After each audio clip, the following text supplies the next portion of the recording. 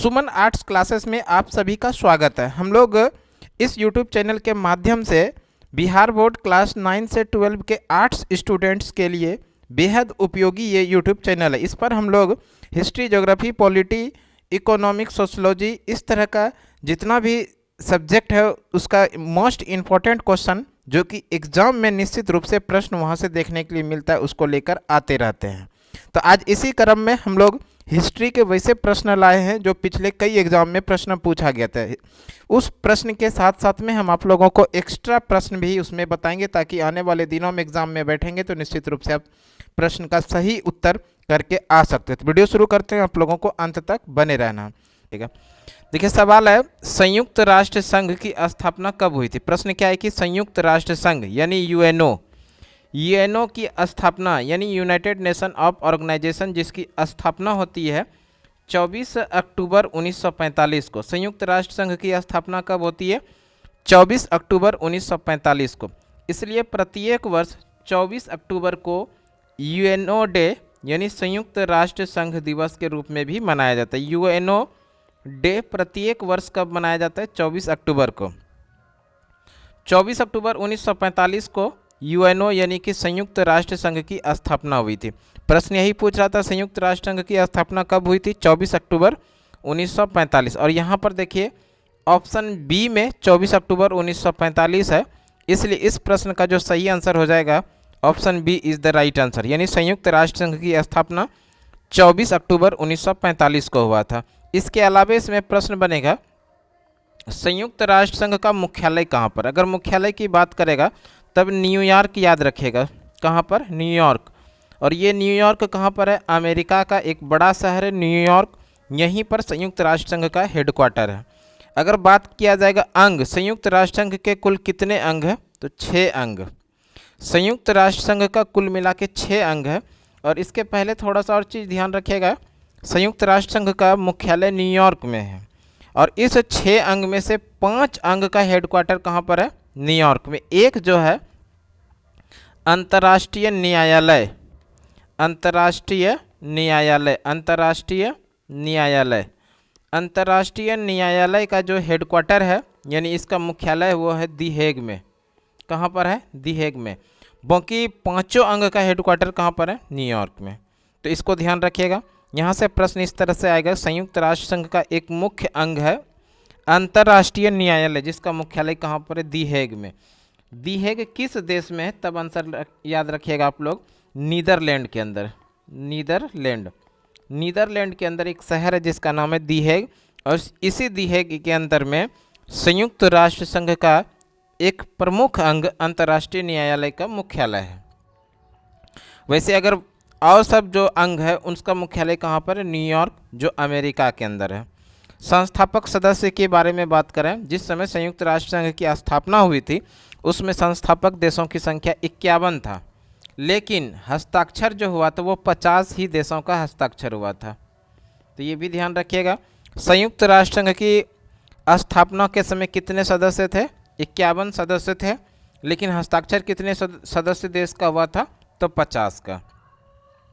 वर्तमान सदस्य देश यानी संयुक्त राष्ट्र संघ के वर्तमान में कितने सदस्य हैं? तब आंसर कीजिएगा 193 सदस्य वर्तमान समय में। 193 सदस्य देश है। कितना सदस्य देश? 193। और सबसे नवीनतम जो है, नवीनतम वो दक्षिणी सूडान है, इसको भी ध्यान रखिएगा। सबसे नवीनतम सदस्य देश जो है वो कौन सा है? दक्षिणी सूडान। एक प्रश्न बनेगा कि भारत संयुक्त राष्ट्र संघ का अंग कब बना? तब स्थापना के समय से ही भारत संयुक्त राष्ट्र संघ का सदस्य था, यानी 1945 में ही भारत संयुक्त राष्ट्र संघ का सदस्य बना था। भारत कब सदस्य बना? संस्थापक सदस्य में से भारत शामिल था। अब प्रश्न आएगा संयुक्त राष्ट्र संघ के प्रथम महासचिव कौन थे? अगर बात किया जाएगा संयुक्त राष्ट्र संघ के प्रथम महासचिव, तब आंसर करेंगे हम लोग ट्रिगवेली जो कि नॉर्वे के थे। कहाँ के? नॉर्वे के। ये संयुक्त राष्ट्र संघ के प्रथम महासचिव थे। प्रथम एशियाई महासचिव कौन थे? यूथांट जी संयुक्त राष्ट्र संघ के प्रथम एशियाई महासचिव थे। इसके अलावा एक प्रश्न याद रखना हम लोगों को, वर्तमान समय में संयुक्त राष्ट्र संघ के महासचिव कौन है? तब एंटोनियो गुटेरस।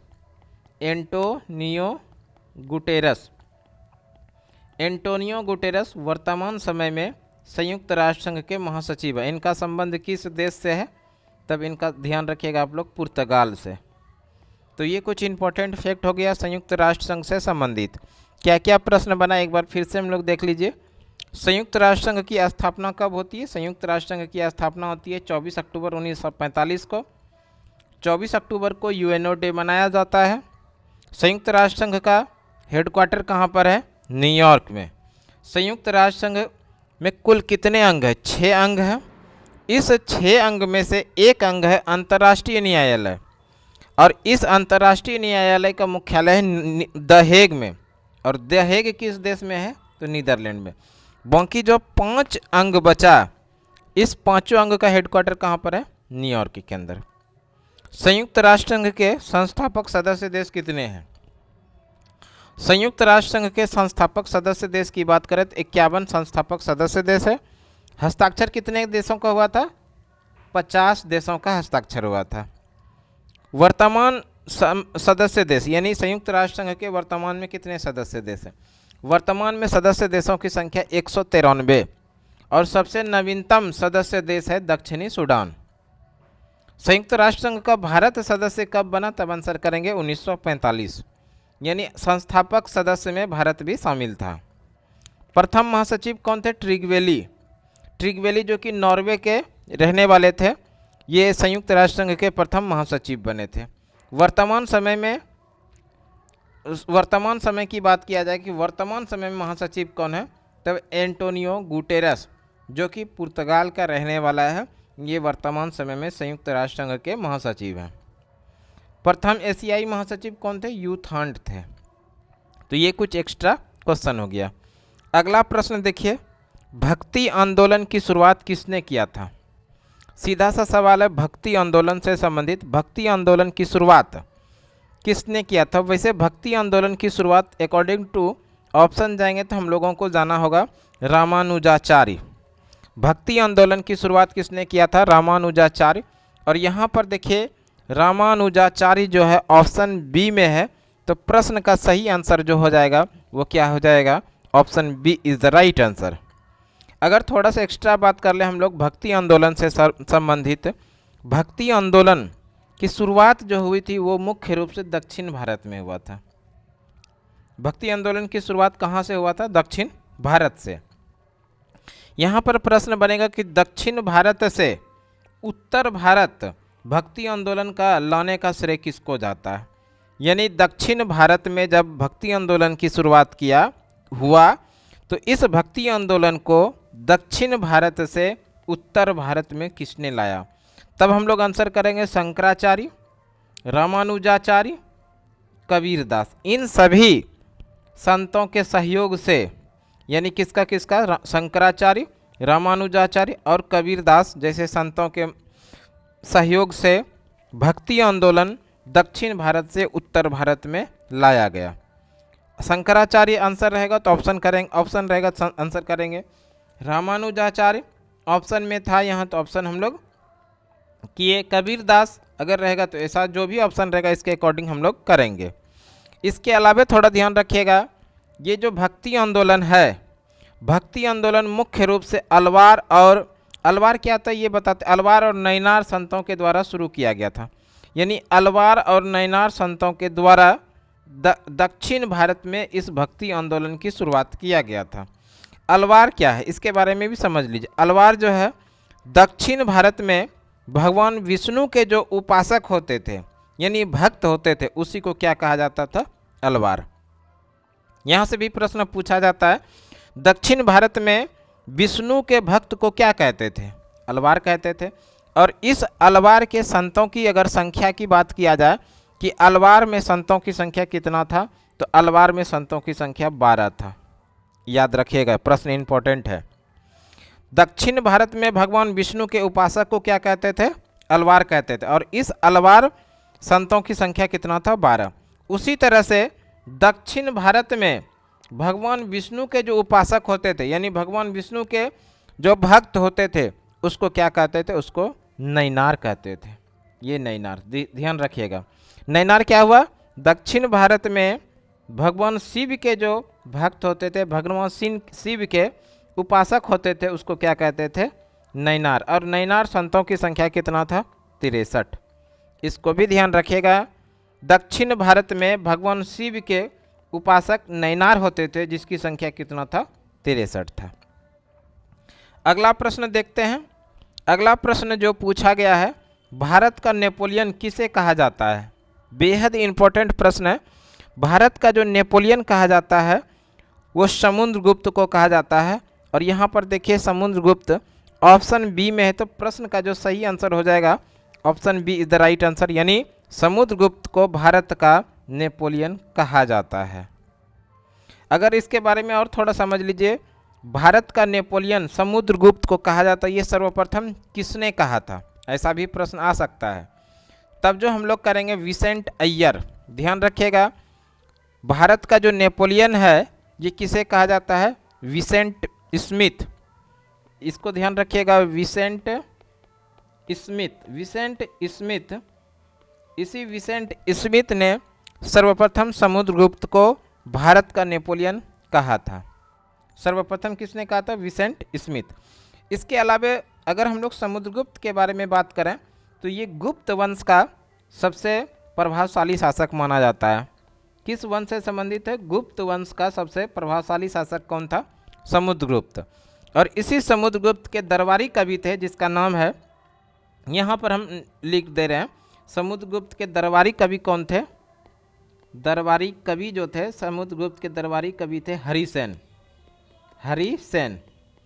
समुद्रगुप्त के दरबारी कवि कौन हुए, हरिसेन। और इसी हरिसेन ने प्रयाग प्रशस्ति, एक प्रसिद्ध उपन्यास लिखा था, प्रयाग प्रशस्ति ग्रंथ।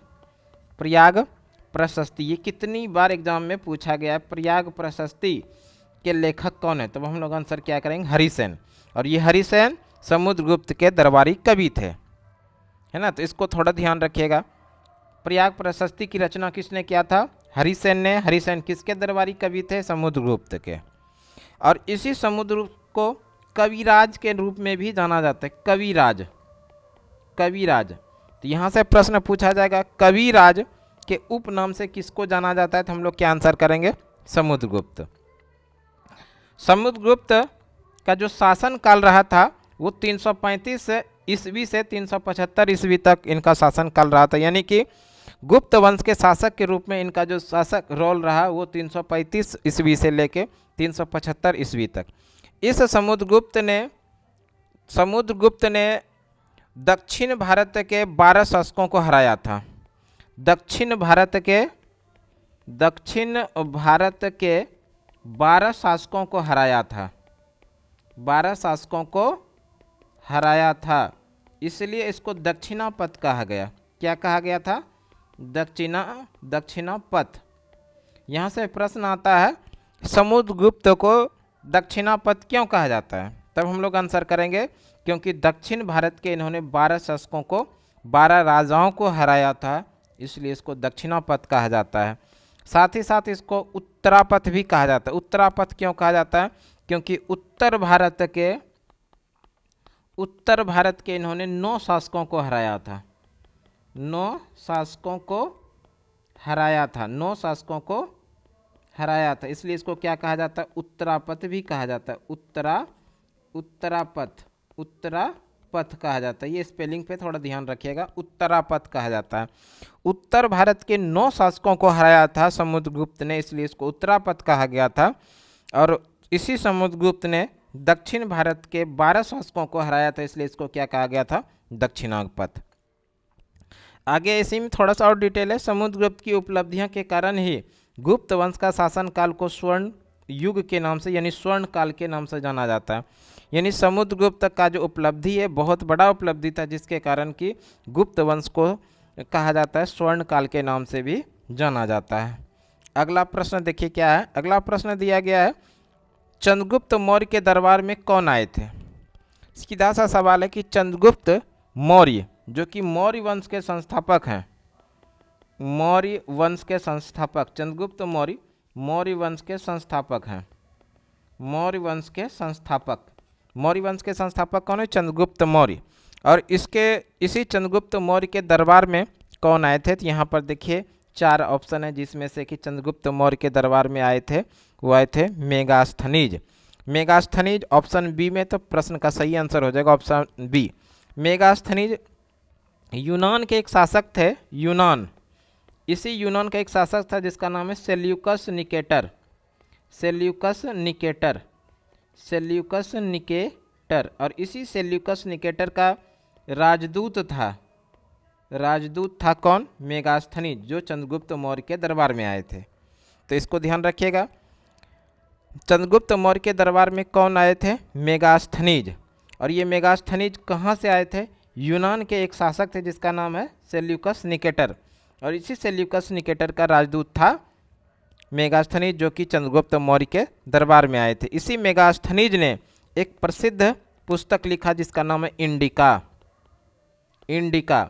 और इस इंडिका के अंदर में मौर्य काल के इतिहास के बारे में इन्होंने लिखा था। मौर्य वंश का इतिहास, मौर्य वंश का इतिहास जो लिखा था वो किस ग्रंथ, किस पुस्तक के अंदर में? इंडिका के अंदर में। और इंडिका के लेखक कौन है? मेगास्थनीज। देखिए और भी थोड़ा है चंद्रगुप्त मौर्य के बारे में, थोड़ा सा डिटेल है कि चंद्रगुप्त मौर्य का शासनकाल की बात करें तो 322 ईसा पूर्व से लेकर 298 ईसा पूर्व का जो टाइम पीरियड है, ये चंद्रगुप्त मौर्य का शासनकाल के रूप में जाना जाता है। यानी शासन इन्होंने मगध पर साम्राज्य में किया था। चंद्रगुप्त मौर्य ने अपने जो राजधानी बनाया था वो पाटलिपुत्र को अपनी राजधानी बनाया था। चंद्रगुप्त किस धर्म को अपनाया? चंद्रगुप्त मौर्य ने अपना अंतिम समय में जैन धर्म को अपनाया था। ध्यान रखिएगा, ये सवाल कितनी बार पूछा गया है। चंद्रगुप्त मौर्य अपने जीवन का अंतिम समय में किस धर्म को अपनाया था? जैन धर्म को। इसी के समय में यानी चंद्रगुप्त मौर्य के समय में ग्रीक यानी यूनान का एक शासक था जिसका नाम है सेल्यूकस निकेटर। और इसी सेल्यूकस निकेटर का राजदूत था जिसका नाम है मेगास्थनीज, जो कि भारत में चंद्रगुप्त मौर्य के दरबार में आया था। और साथ ही यहाँ पर आकर भारत के समाज को 7 भागों में बांटा था। उन्होंने जो प्रसिद्ध ग्रंथ लिखा था इंडिका, इसी इंडिका के अंदर में उन्होंने भारत के समाज को 7 वर्गों में विभाजित करके उसका एक्सप्लेन किया था। देखिए अगला प्रश्न क्या है? अगला जो प्रश्न है वो है बक्सर युद्ध से संबंधित। प्रश्न क्या है कि बक्सर का युद्ध किस वर्ष हुआ था? सीधा सा सवाल है, बक्सर का युद्ध कब हुआ? अगर बक्सर के बारे में बात किया जाए, बक्सर का जो युद्ध हुआ था वो हुआ था 22 अक्टूबर। बक्सर का युद्ध किस संधि के द्वारा समाप्त हुआ? ऐसा प्रश्न है। बक्सर का युद्ध जो संधि हुआ था, ये संधि हुआ था इलाहाबाद की संधि। इलाहाबाद की संधि कब हुई थी? ये हुई थी 1765 में। 1765 में इलाहाबाद की संधि हुई थी। इसके पहले, इलाहाबाद के संधि के पहले आप लोग समझ लीजिए बक्सर का युद्ध। बक्सर का युद्ध हुआ था 22 अक्टूबर 1764। डेट सहित याद रखिएगा क्योंकि एग्ज़ाम वाला अभी के समय में अब डेट पूछना शुरू कर दिया है। बक्सर का युद्ध कब होता है? 22 अक्टूबर 1764 को। और ये जो बक्सर का युद्ध होता है ये किसके किसके बीच में होता है? तो इधर भारत की तरफ से जो थे, यानी कि भारत के तरफ से जो नेतृत्व कर रहे थे, भारत के 3 दोस्त थे जिसका नाम है अवध का नवाब। लिख दे रहे हैं, आप लोग भी नोट डाउन कर लीजिएगा। अवध का नवाब, अवध का नवाब का नाम था शुजाउद्दौला। अवध के नवाब का नाम क्या था? शुजाउद्दौला। और उसके बाद इसके साथ में जो थे दिल्ली का मुगल बादशाह, यानी मुगल बादशाह जिसका नाम था बहादुर शाह जफर। बहादुर शाह जफर द्वितीय। और इनके साथ में जो इनका सहयोगी था बंगाल का नवाब। और इस बंगाल के नवाब का नाम जो था वो था मीर कासिम। क्या नाम था? मीर कासिम। इन तीनों दोस्तों के सहयोग से बक्सर का युद्ध लड़ा गया। कौन कौन? शुजाउद्दौला, अवध का नवाब, बहादुर शाह जफर द्वितीय भारत का मुगल बादशाह, मीर कासिम बंगाल का नवाब। और दूसरी तरफ में अंग्रेजी सेनाओं के बीच में युद्ध हुआ था। और अंग्रेजी सेनाओं का जो नेतृत्व कर रहा था हेक्टर मुनरो ने। अंग्रेजी सेनाओं का नेतृत्व किसने किया था? हेक्टर मुनरो ने। इन तीनों दोस्तों के शक्ति के बावजूद इस युद्ध में अंग्रेज सरकार की जीत होती है, अंग्रेज़ों की जीत होती है। इसी युद्ध के बाद इलाहाबाद की संधि होती है, और इलाहाबाद की संधि कब होती है? 1765 में। प्रश्न जो पूछा गया था आप लोग से, बक्सर का युद्ध किस संधि के द्वारा समाप्त हुआ? तो हम लोग देख लिए बक्सर का युद्ध समाप्त हुआ, ये इलाहाबाद की संधि के द्वारा समाप्त हुआ। इलाहाबाद की संधि कब होती है? 1765 में होती है, और इसी 1765 में इलाहाबाद की संधि होती है, और इस इलाहाबाद की संधि के द्वारा बक्सर का युद्ध क्या होता है? समाप्त होता है। बक्सर का युद्ध कब हुआ था? 22 अक्टूबर 1764 को। किसके किसके बीच हुआ था? भारत के 3 बड़े शासक, जिसका नाम है अवध का शासक था शुजाउद्दौला, भारत का मुगल बादशाह था बहादुर शाह जफर द्वितीय, और बंगाल का नवाब मीर कासिम, ये भारत की तरफ से नेतृत्व कर रहे थे, ये तीनों शक्ति ने। और दूसरी तरफ अंग्रेजी सेनाओं का जो नेतृत्व कर रहे थे वो हेक्टर मुनरो ने थे। इन तीनों सेनाओं की शक्ति के बावजूद भारत की हार हो गई और हेक्टर मुनरो की जीत हुई थी। और इसी युद्ध के बाद, इसी बक्सर युद्ध के बाद एक संधि होता है जिसका नाम है इलाहाबाद की संधि। अगला प्रश्न देखिए क्या है। अगला प्रश्न, भारत में मुगल वंश के संस्थापक कौन है? बेहद ही आसान सवाल है। भारत में मुगल वंश के संस्थापक है बाबर, और बाबर देखिए ऑप्शन बी में है, तो प्रश्न का जो सही आंसर हो जाएगा option B is the right answer. इस बाबर ने पानीपत का प्रथम युद्ध लड़ा था। पानीपत का प्रथम युद्ध, पानीपत का प्रथम युद्ध, पानीपत का प्रथम युद्ध। और ये पानीपत का जो प्रथम युद्ध हुआ था, ये हुआ था बाबर और इब्राहिम लोदी के बीच में। किसके किसके बीच? ध्यान रखिएगा, बाबर और इब्राहिम लोदी, बाबर और इब्राहिम लोदी, इब्राहिम लोदी। इस बाबर और इब्राहिम लोदी के बीच में पानीपत का प्रथम युद्ध होता है। इस युद्ध में इस बाबर ने इस इब्राहिम लोदी को पराजित कर दिया था, और उसके बाद एक भारत में एक नए वंश की शुरुआत किया जिसका नाम है मुगल वंश। क्या नाम है? मुगल वंश। इस तरह से भारत में मुगल वंश के संस्थापक कौन हुए? बाबर हुए। और ये पानीपत का जो प्रथम युद्ध हुआ था कब हुआ था? 1526 में। 1526 में पानीपत का प्रथम युद्ध बाबर और इब्राहिम लोदी के बीच में होता है, जिस युद्ध में, यानी पानीपत के प्रथम युद्ध में बाबर ने इब्राहिम लोदी को पराजित करके भारत में एक नए वंश की शुरुआत करता है जिसका नाम है मुगल वंश। वैसे अगर हम लोग बात कर ले बाबर का शासनकाल कब से कब तक रहा? 1526 से लेके 1530 तक ये बाबर का शासनकाल रहा था।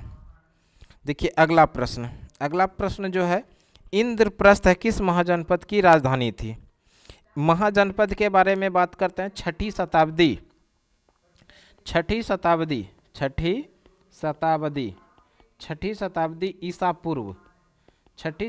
ईसा पूर्व में भारत में कुल मिला के 16 महाजनपद था। कितना?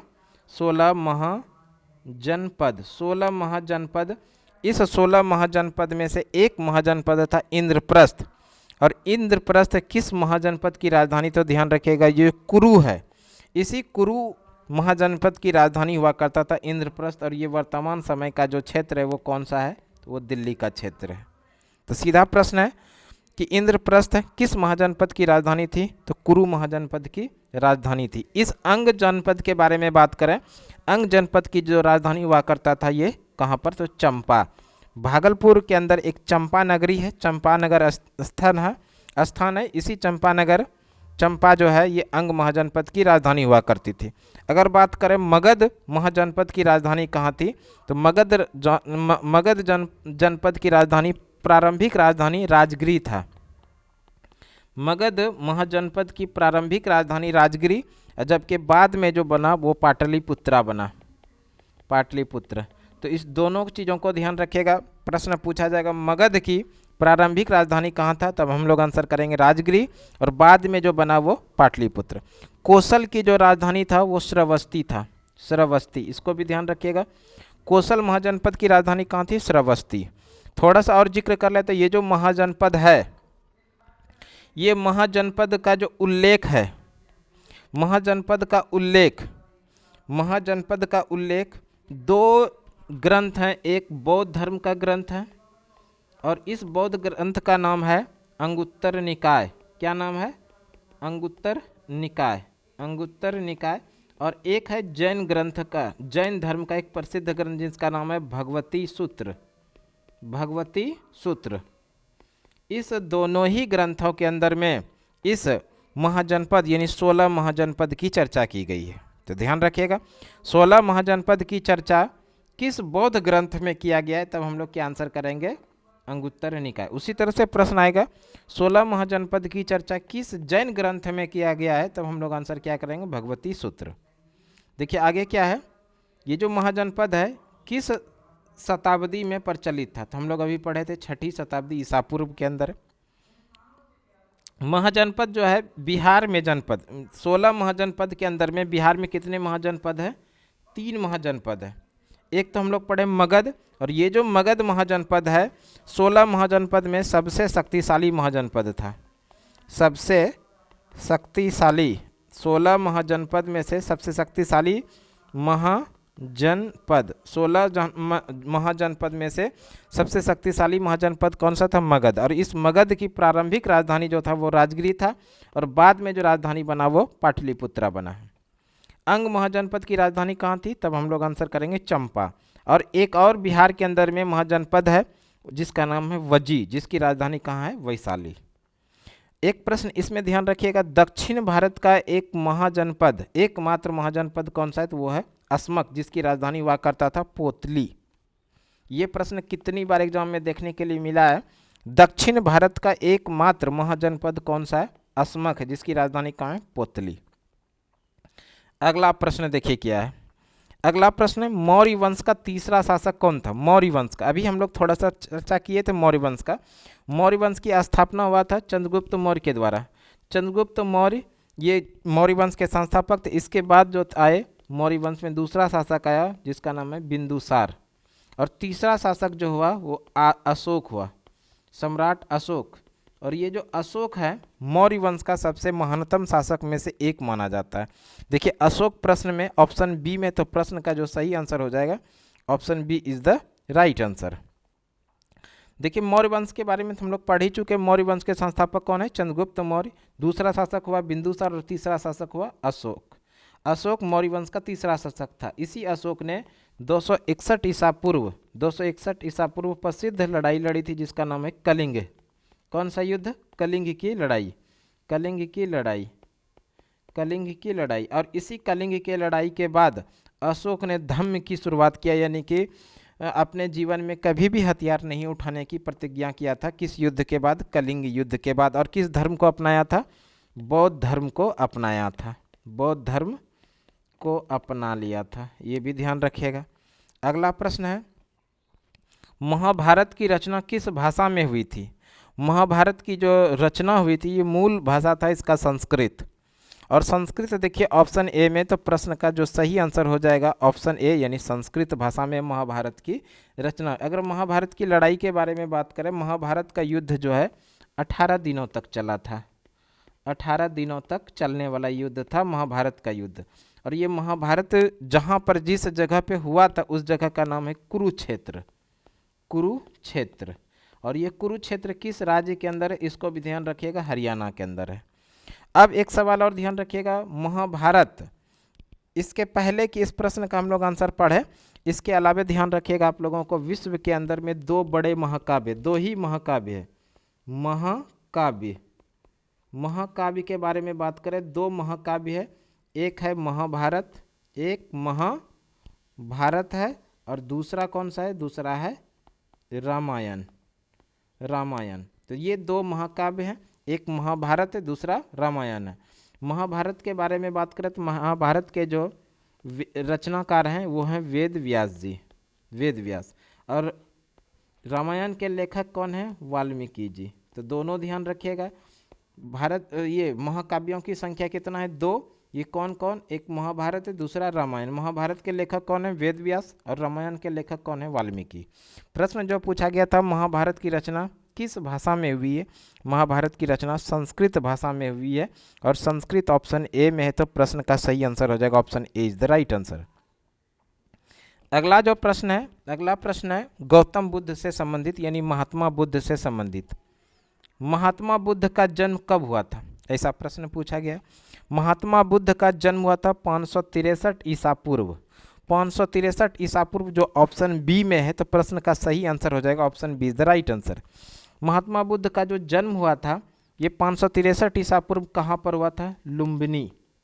पहले याद रखिएगा कपिल वस्तु, कपिल वस्तु, और इसी कपिल वस्तु में एक जगह था जिसका नाम है लुम्बिनी, और ये लुम्बिनी कहाँ पर है? ये नेपाल के अंदर है। कहाँ पर है? नेपाल। तो ये तीनों चीज़ों को आप लोगों को ध्यान रखना है, जो ऑप्शन में रहे उसको आंसर करना है। महात्मा बुद्ध का जन्म कपिल वस्तु लुम्बिनी नेपाल में हुआ था। कब? 563 ईसा पूर्व। महात्मा बुद्ध से संबंधित और प्रश्न आएगा, महात्मा बुद्ध के बचपन का नाम क्या था? महात्मा बुद्ध के बचपन का नाम था सिद्धार्थ। ध्यान रखिएगा आप लोग, महात्मा बुद्ध के बचपन का नाम क्या था? सिद्धार्थ। इनके पिता का नाम था शुद्धोधन। पिता का नाम क्या था? शुद्धोधन। और इनके जो पिता थे वो शाक्यगण के मुखिया भी थे। शाक्यगण के क्या थे? मुखिया थे। शाक्यगण के मुखिया थे जिसका नाम था शुद्धोधन, और ये महात्मा बुद्ध यानी सिद्धार्थ यानी गौतम बुद्ध के पिता था। इनके माता का नाम था महामाया। क्या नाम था? महामाया।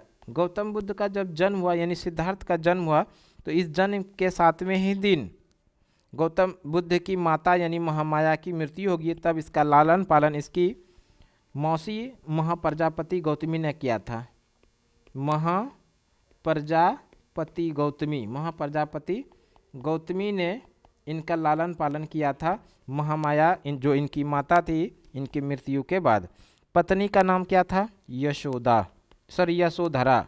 इनकी पत्नी का नाम था यशोधरा, और इन्हीं से इनको एक पुत्र रत्न की प्राप्ति हुई थी जिसका नाम था राहुल। जन्म स्थल हम लोग देख लिए कहाँ पर? कपिल वस्तु, कपिल वस्तु, और ये कपिल वस्तु कहाँ पर है? लुम्बिनी में। और लुम्बिनी कहाँ पर है? तो नेपाल में। यहाँ पर इनका जन्म हुआ था 563 ईसा पूर्व। इनको ज्ञान की जो प्राप्ति हुई थी कहाँ पर? बोध गया में। बोध गया में इनको ज्ञान की प्राप्ति हुई थी। मृत्यु के बारे में थोड़ा ध्यान रखिएगा। 483 ईसा पूर्व इनका मृत्यु हुआ था कहाँ पर? कुशीनगर देवरिया में। कुशीनगर जो उत्तर प्रदेश में है, यहाँ पर इनकी मृत्यु हो गई थी। देखिए, जब महात्मा बुद्ध ज्ञान के ग्रहण को करने के लिए, ज्ञान प्राप्त करने के लिए अपने गृह को त्याग किया था, इसका इस समय उम्र हो रहा था 29 वर्ष। कितना उम्र हो रहा था? 29 वर्ष। यहाँ से जो प्रश्न बनेगा, महात्मा बुद्ध को गृह त्याग की घटना को, महात्मा बुद्ध के गृह त्याग की घटना को बौद्ध धर्म में किस नाम से जाना जाता है? तो वह है महाभिनिष्क्रमण। ये बढ़िया प्रश्न है, निश्चित रूप से ध्यान रखिएगा। महात्मा बुद्ध के गृह त्याग की घटना को बौद्ध धर्म में किस नाम से जानते हैं? महाभिनिष्क्रमण। गौतम बुद्ध ने अपना ज्ञान की प्राप्ति के बाद प्रथम उपदेश जो दिया था वो सारनाथ में दिया था। प्रथम उपदेश कहाँ पर दिया था? सारनाथ में। लेकिन सर्वाधिक उपदेश जो दिया था, सर्वाधिक उपदेश दिया था श्रावस्ती में। कहाँ पर? श्रावस्ती में। और प्रथम उपदेश जो था इसको धर्मचक्र प्रवर्तन के नाम से जानते हैं। तो यहाँ से भी प्रश्न बनेगा, गौतम बुद्ध ने जो अपना पहला उपदेश दिया था बौद्ध धर्म में, इसको किस नाम से जानते हैं? तब हम लोग क्या आंसर करेंगे? धर्मचक्र प्रवर्तन। गौतम बुद्ध की मृत्यु कब हुई थी? 483 ईसा पूर्व में गौतम बुद्ध की मृत्यु कहाँ पर? कुशीनगर में। और गौतम बुद्ध की जो मृत्यु हुई, इनको महापरिनिर्वाण के नाम से जाना जाता है बौद्ध धर्म में। तो इसको भी ध्यान रखिएगा। इसमें क्या क्या हम लोगों को जो ध्यान रखना है मोस्ट इम्पोर्टेंट है। पहला, महाभिनिष्क्रमण क्या है? गौतम बुद्ध ने जब घर की त्याग यानी गृह त्याग किया तो बौद्ध धर्म में इसको महाभिनिष्क्रमण कहा गया। गौतम बुद्ध ने अपना जो प्रथम उपदेश सारनाथ में दिया, इसको धर्मचक्र प्रवर्तन कहा गया। और जब गौतम बुद्ध की मृत्यु 483 ईसा पूर्व कुशीनगर देवरिया उत्तर प्रदेश में हुआ, तो इसको बौद्ध धर्म में महापरिनिर्वाण के नाम से जाना गया। तो ये कुछ इम्पोर्टेंट प्रश्न, इम्पोर्टेंट क्वेश्चन हो गया जो कि क्लास 12 हिस्ट्री का हुआ। आने वाले दिनों में एग्ज़ाम में प्रश्न यहाँ से निश्चित रूप से चाहे डायरेक्ट मिले चाहे इनडायरेक्ट मिले, निश्चित रूप से प्रश्न मिलेगा। तो इस तरह का वीडियो आप लोगों को सुमन क्लासेस यूट्यूब चैनल पे रेगुलर मिलते रहेगा। अभी तक हमारे यूट्यूब चैनल सुमन क्लासेस पे आप सब्सक्राइब नहीं किए हैं, लाइक नहीं किए, तो निश्चित रूप से आप एक लाइक कर लीजिए, सब्सक्राइब कर लीजिए चैनल को, और जाते जाते एक अच्छा सा कमेंट बॉक्स में ज़रूर कीजिए। आपके कमेंट का इंतज़ार रहेगा। तो आज के वीडियो के लिए इतना ही। Thank you so much.